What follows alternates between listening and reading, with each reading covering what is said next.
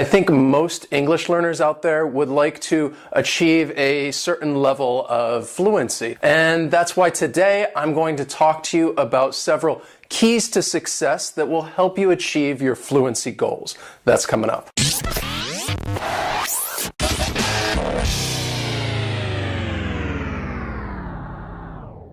Welcome to today's lesson, which is all about achieving English fluency. And before we begin, I want to remind you to join our social media classes because it is a great way to improve your fluency. So I'm going to do things a little different. I want to talk to you about 5 different ways that you can achieve your fluency goals using a motivational quote or expression that is very common in English. And by understanding these quotes and expressions, it will help you better understand how to improve your fluency. So let's just jump right into it.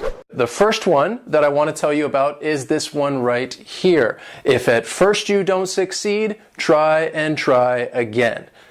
And again, and again, and again. Language learning, you can think of it kind of like a roller coaster. When you start learning, it's like we're on this uphill slope. We're learning new words, new expressions. We feel that we're making a lot of progress. But then we start to hit a few dips along the way, and we think that maybe we're forgetting something or we're not making as much progress as we want to.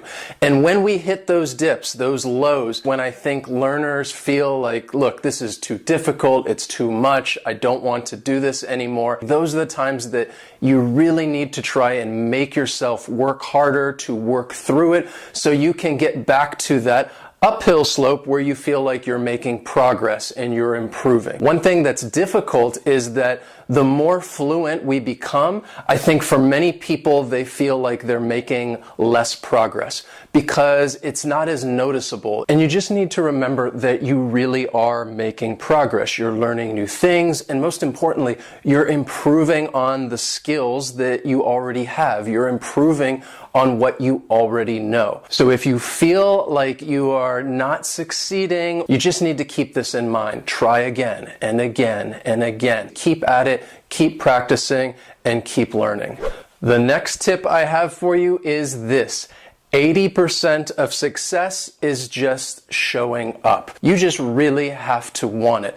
And that's most of it right there, is saying, yes, I really want to improve my fluency, and in order to do so, I'm going to do this and I'm going to do that. You really have to make it a part of your lifestyle. And that decision right there, that you are really going to make this happen, you are determined. Making that decision is one of the most difficult things, and that's 80% of it right there.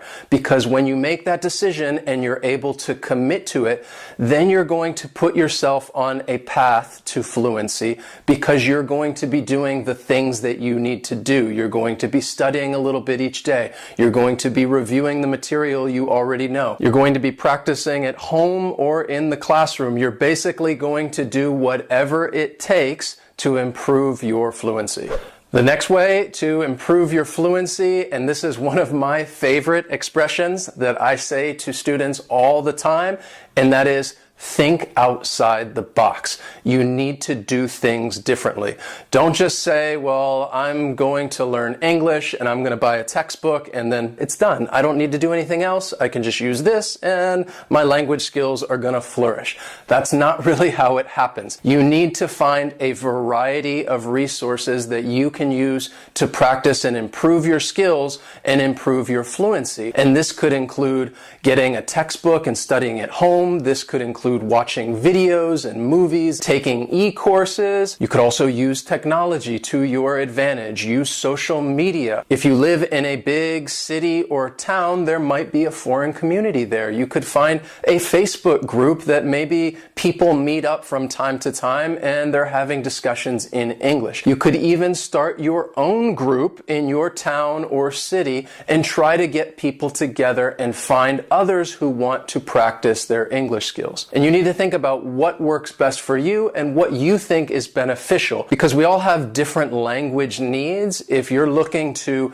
improve your pronunciation, then videos are a great way to do that and listen to the correct pronunciation. If you're looking to build your vocabulary, reading's a great way to do that. It's different for each and every one of us, and you need to think about which ways complement your needs. There are many ways out there to practice and improve your skills, and you just need to think outside the box.